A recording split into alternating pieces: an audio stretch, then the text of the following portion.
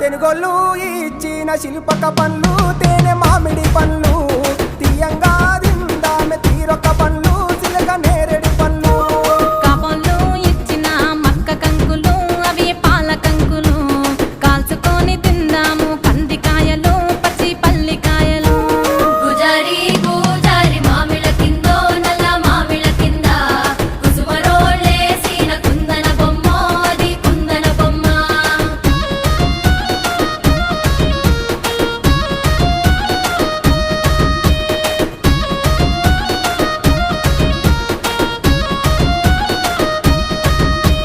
బెస్తోలు పెట్టిన పచ్చి చేపలు అవి వట్టి చేపలు